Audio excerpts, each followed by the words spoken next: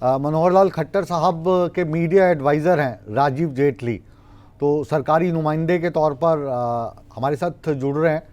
जेटली साहब, बहुत बहुत स्वागत है आपका। और आज सुबह से आप विधानसभा में बैठे हैं, पहले बजट पेश करवाया, फिर अब प्रेस कॉन्फ्रेंस कराई बहुत लंबी, और अब उन दोनों चीज़ों को लेकर जो बजट है वो हमारे दर्शक भी समझ गए हैं, हमारे साथ जो सीए लोग बैठे हैं वो भी समझ गए हैं, और विपक्ष को हमेशा की तरह बजट में कुछ नज़र नहीं आ रहा है। ये कह रहे हैं खोदा पहाड़, और इस बार तो चूहिया भी नहीं निकल पाई।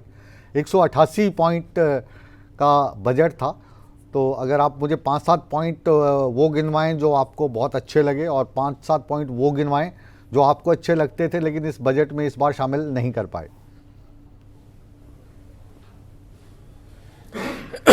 मुकेश भाई, आप बहुत सीनियर जर्नलिस्ट हैं। मुझे लगता है कि हम इन बातों में उलझे कि मैं भी पॉइंट गिनवाऊं और वो भी पॉइंट गिनवाएं, और उन पॉइंटों का निष्कर्ष जो है वो ढंग से ना निकल पाए, तो मुझे लगता है कि हमारी बहस सार्थक नहीं हो पाएगी।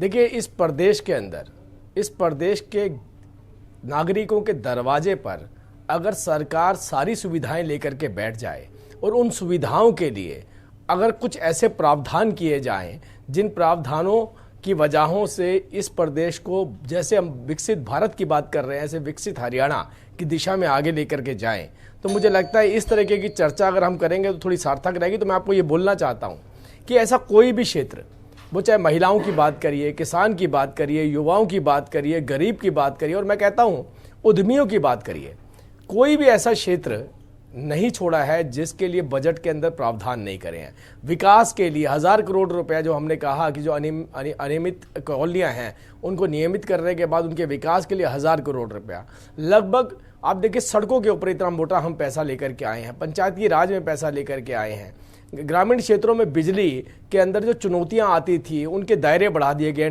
150 मीटर से 300 मीटर कर दिया गया है। लेकिन मुख्य वजह क्या है, आप ये सोचिए, इस बजट के साथ साथ एक और बात थी, नो कॉन्फिडेंस मोशन। अब नो कॉन्फिडेंस मोशन को अगर आप थोड़ा समझेंगे तो नो कॉन्फिडेंस मोशन का मतलब ये होता है, वैसे अगर मैं कॉन्स्टिट्यूशनली जाऊंगा तो ये कहा जा सकता है कि ये प्रेरोगेटिव हमारे पास है कि हम कभी भी लेके आ सकते हैं, लेकिन मतलब ये होता है कि जब आपको लगता है कि सरकार हिल सकती है, सरकार के खिलाफ लोग खड़े हुए हैं, तो नो कॉन्फिडेंस मोशन लेकर के आया जाता है। या इसका दूसरी वजह ये भी हो सकती है हरियाणा के अंदर कि जब हम छोटे होते थे, हमारी क्रिकेट की टीम हुआ करती थी, तो हम क्या करते थे, किसी बड़ी टीम के साथ मैच खेलना चाहते थे। हम सोचते थे अगर हम इनके साथ मैच खेलेंगे तो हमारा भी नाम होगा। तो या तो ये हालात है कि आपको लगता है कि जनता भी नहीं पूछ रही है, विधानसभा में भी हमारे पास कोई मुद्दे होते नहीं हैं, हम बात नहीं रख पाते हैं, या हम अपनी चर्चा नहीं करवा पाते हैं, आपके मीडिया के लोग गैलरी में बैठे होते हैं, वो हमारे बारे में क्या डिस्कशन करेंगे, तो इसके लिए हम एक और रास्ता निकालते हैं कि हम नो कॉन्फिडेंस मोशन लेकर के आते हैं। नो कॉन्फिडेंस मोशन में आप देखिए पूरे विपक्ष को, पूरे सदन के अंदर देखिए, एक भी सार्थक चर्चा करता हुआ कोई भी विधायक नजर नहीं आया। जिन जिन बातों को विधायकों ने उठाया, आप ये गौर कीजिएगा, ये आप 3-4 दिन से आप कवर कर रहे हैं इसको, जिन जिन बातों को विपक्षी विधायकों ने उठाया, जब उसका जवाब प्रदेश के मुख्यमंत्री मनोहर लाल जी ने दिया, तो उसके बाद उसका कोई दोबारा से कोई क्वेश्चन रेज नहीं हुआ। राजीव जी, दोबारा से मैं बीच में आपको रोक रहा हूं, और ये वाली जो बात है, ये जो बात है जो आप बोल रहे हैं, ये कांग्रेस के बड़े नेता भी मान चुके हैं, चाहे मैडम गीता भुक्कल की बात करें, किरण चौधरी की बात करें, वो कहते हैं कि आप लोग ना बोलने का मौका नहीं देते हो, तो इसलिए हमें भी पता है कि ये जो नो कॉन्फिडेंस मोशन है और विश्वास प्रस्ताव है ये गिरेगा, क्योंकि वो नंबर गेम है, सीधी सीधी 30 उनके हैं, एक हमारे चौटाला साहब हैं, 31 हैं, आपकी संख्या है, तो कम से कम उनको बोलने का मौका मिले। तो ये दूसरी बार लाए थे, पिछली बार भी इसीलिए लाए थे क्योंकि आप बोलने का मौका नहीं देते हो विपक्ष को, तो जब अविश्वास प्रस्ताव लाते हैं तो वो बोलते हैं, फिर जब वोटिंग की बारी आती है तब वो बायकॉट कर जाते हैं। तो बोलना है उनको संसद में, आप बोलने दिया करो ना, तो वो नहीं लाया करेंगे फिर। मुकेश भाई, अगर आपने सेशन देखा हो तो लगभग 2 घंटे का वक्त विपक्ष के पास था नो कॉन्फिडेंस मोशन में बोलने के लिए, और शायद 2 घंटे से भी ज़्यादा बढ़ा दिया गया था। प्रदेश के मुख्यमंत्री मनोहर लाल जी अभी मात्र 35 मिनट बोले थे। 35 मिनट के बाद इनको लगता था कि अपनी बेइज्जती और ज़्यादा ना करवाई जाए, इससे बेहतर है कि हम उठकर बाहर निकल जाएं।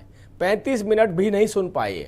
और एक तरफ देखिए, उन्होंने तो ये खुली चुनौती दी कि मैं हॉकी की टीम में अगर मैं अकेला भी हॉकी लेकर के निकलूं तो आपके 11 खिलाड़ी भी मेरे सामने खड़े नहीं हो सकते हैं। तो आप ये सोचिए, जब 11 के 11 मिलकर के, आप तो 31 बता रहे हैं, 31 मिलकर के इकट्ठे एक मुख्यमंत्री पर अटैक करते हो और उनके जवाबों को भी ना सुन पाते हो, मतलब उनके पास कोई तर्क भी ना हो, तो उससे सोचिए कितनी कमजोर विपक्ष हमें मिला है। हम तो सोचते थे कि मजबूत विपक्ष मिलेगा, कुछ तर्क देगा, कोई ऐसे अटैक करेगा। हम बड़े उत्सुकता के साथ, हमारी बड़ी जिज्ञासा थी सुनने के लिए, ऐसे कौन से मुद्दे लेकर के आएंगे जिनके जवाब हम देंगे और हमारे को भी प्रिपरेशन करनी पड़ेगी।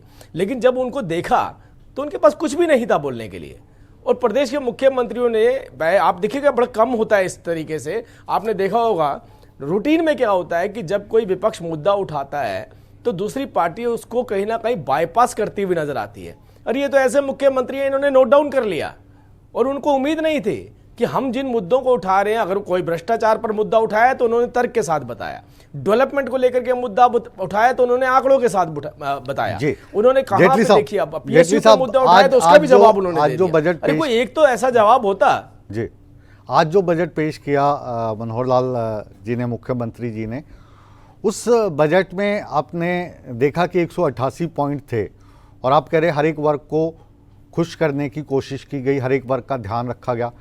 लेकिन कोई भी हम एक्सपेक्ट कर रहे थे कि चुनावी बजट है और जैसे ही मुख्यमंत्री जी बजट पेश करेंगे हरियाणा में खुशी की लहर दौड़ पड़ेगी और हर एक आदमी को लगेगा यार ये एक पॉइंट है जिसने बल्ले बल्ले कर दी, सभी लोग खुश हो जाते हैं, आज तो मज़ा आ गया। बस टैक्स नहीं लगाया क्योंकि टैक्स लगा नहीं सकते थे, चुनावी साल है। तो ये वाली चीज़ विपक्ष कह रहा है कि मज़ा नहीं आया, मतलब कोशिश तो की लेकिन और कर सकते थे, इलेक्शन ईयर के बहाने ही कर देते। मुकेश भाई, मुझे याद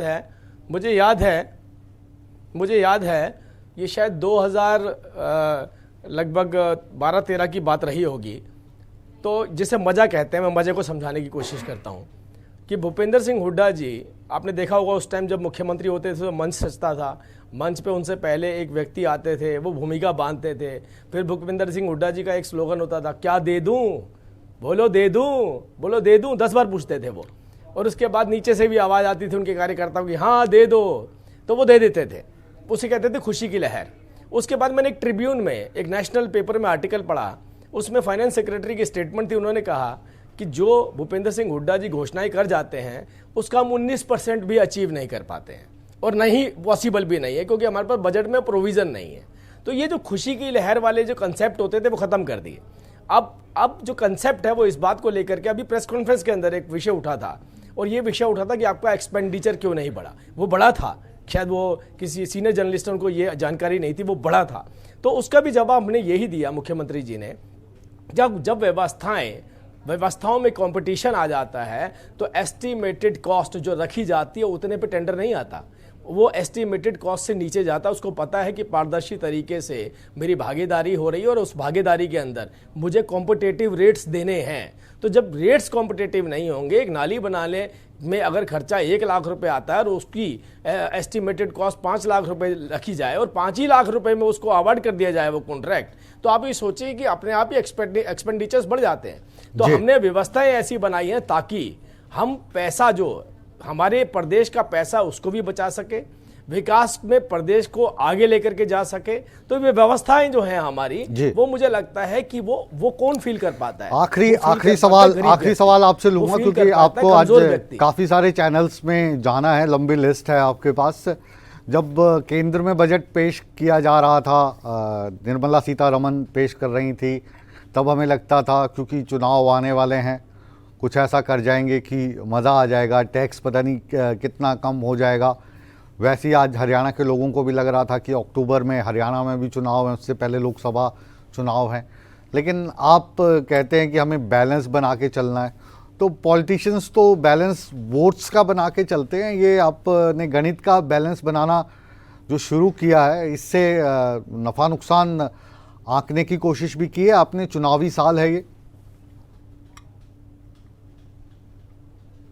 नहीं, देखिए, हमने अगर इन 10 सालों में 9 सालों के अंदर मेहनत की है, व्यवस्थाओं को बदला है, गरीब व्यक्ति के चेहरे के ऊपर अगर हम मुस्कान लेकर के आए हैं, कमज़ोर व्यक्ति जिसकी सुनवाई थानों और चौकियों में नहीं होती थी उसके अंदर कॉन्फिडेंस लेकर के आए हैं, अगर उनको सुरक्षा की भावना दी है, महिलाएं जिनके पास थानों में जाकर के अपनी बात रखने की जिसे कहते हैं हिम्मत नहीं होती थी, उनको ऐसी व्यवस्था दी है महिला थानों के नाम पर कि वो किसी भी तरीके की कंप्लेंट अपनी लॉन्च करवा सकती हैं। अगर वो व्यक्ति, जो वृद्ध व्यक्ति सड़कों पर लाइनों में खड़ा होता था म्यूनसिपल कॉरपोरेशन या दूसरी अथॉरिटीज़ पे जाकर के अपने अधिकारों के लिए उनके दरवाजे पर उन सुविधाओं को पहुंचाया है, तो मुझे लगता है कि हमें अब नारों की ज़रूरत नहीं रह गई है। ये तो वो फीलिंग है जो एक प्रदेश का व्यक्ति महसूस करता है और उसको बाद में अपने वोट में कन्वर्ट करता है। हम 5 साल तक, अगर 8 साल तक, 9 सालों तक वोटों की राजनीति करते होते तो हम दूसरी बार इस ट्रम में ऐसे ना बैठे होते, और तीसरी बार हम ये क्लेम ना कर रहे होते कि और भी मजबूती से आएंगे। और चौथी बात मैं बोलना चाहता हूं कि विपक्ष इस तरीके से दौड़कर भागता ना सदन को छोड़ करके। विपक्ष को भी मालूम है कि भारतीय जनता पार्टी तीसरी बार रिपीट कर रही है। प्रदेश के मुख्यमंत्री मनोहर लाल जी तीसरी बार मुख्यमंत्री बन रहे हैं। उन्होंने भी कहीं ना कहीं सरेंडर कर दिया है, आंतरिक रूप से वो मान चुके हैं कि बेकार में अपनी एनर्जी खराब करने का फ़ायदा नहीं है, बेकार में सरकार के खिलाफ खड़े होने का फ़ायदा नहीं है। छोटी मोटी टीआरपी आपके चैनल के माध्यम से अगर नो कॉन्फिडेंस मोशन से मिलती है तो मुझे लगता है यही एक बड़ा सर्वाइवल है उनके लिए, और इसी बात की वो अपेक्षा कर रहे थे, और जो वो अपेक्षा कर रहे थे उसमें कहीं ना कहीं कामयाब भी हुए। जी, मोदी साहब ने तो कह दिया है 370 जो नंबर है कश्मीर से हटाया गया। उन्होंने कहा भारतीय जनता पार्टी 370 पे आ रही है और बीजेपी 400 पार होएगी। तो हरियाणा में भी चुनाव अक्टूबर में आने वाले हैं, तो इस बार आपका भी कोई नारे वाला आंकड़ा आया है क्या? हमारा आंकड़ा देखिएगा, अपने आप जनता बढ़ा देगी। मैं तो यही बोलता हूं, बिकॉज इस बात का निर्णय कोई राजनीतिक पार्टी नहीं लेती है। हमें ये विश्वास है, दूर दराज के इलाकों में, मुकेश जी मैं 4 प्रदेशों में प्रभारी रहा हूँ, मैं दूर दराज के इलाकों में जाएंगे जहाँ आप कल्पना भी नहीं कर सकते हैं। मैं मेघालय की बात बता रहा हूँ आपको। मेघालय में एक ऐसी जगह जहाँ पर लोगों को खासी मतलब जो वहाँ की ट्राइबल है वो बोलनी नहीं आती थी। वो बोलते थे हमारे यहाँ पे एक ऐसी भाषा चलती जिसको चाइनीज़ कहते हैं। उनको किसी नेता के बारे में, किसी एक्टर के बारे में, किसी के बारे में नहीं पता था, लेकिन एक व्यक्ति को जरूर जानते थे, और उस व्यक्ति का नाम था नरेंद्र मोदी। हमने देखा इतने दूर बांग्लादेश के बॉर्डर पे जाकर भी अगर कोई नाम लेते हुए नजर आते थे तो मोदी लेते हुए नजर आते थे। वो मोदी नाम इसलिए नहीं लेते थे कि वो टीवी पर देखते थे, वो मोदी नाम इसलिए लेते थे क्योंकि उनके घर में अनाज पहुंचाया गरीब व्यक्तियों के। वो इसलिए लेते थे कि उनके गांव दूर दराज में सड़कें पहुंचा दी। वो इसलिए लेते थे कि जो कटे हुए इलाके थे उसको मुख्य धारा में लेकर के आए। तो इसके लिए बड़ी कड़ी मशक्कत करनी पड़ती है, मेहनत करनी पड़ती है, और देश के प्रधानमंत्री जी ने उस बात को प्रूव करके दिखाया। पहली बार देखिए, कोई राजनीतिक पार्टी जो तीसरे टर्म में आ रही है वो हर बार अपनी सीटें ज्यादा बता रही है। नहीं तो एक टर्म कंप्लीट होने के बाद भी आपने देखा राजनीतिक पार्टियां कहती है हमें विश्वास है कि हम जीतेंगे। अरे हम तो जीत की तो बात ही नहीं करते, हम तो उस आंकड़े को दे रहे हैं जिसकी कल्पना भी नहीं की जा सकती है। तो उस आंकड़े के पीछे की मेहनत का अंदाजा लगाइए। मेहनत की है भारतीय जनता पार्टी ने, प्रदेश के मुख्यमंत्री मनोहर लाल जी ने, और देश के प्रधानमंत्री को तो दुनिया ने, आपने देखा, सैल्यूट कर दिया है इस बात के लिए कि वो जो जिस तरीके की डिलीवरी देते हैं उस डिलीवरी की कल्पना कम से कम भारत में नहीं की जा सकती। जी, बहुत बहुत शुक्रिया राजीव जी आपका हमारे साथ जुड़ने के लिए और अपने विचार थैंक यू हमसे साझा करने के लिए।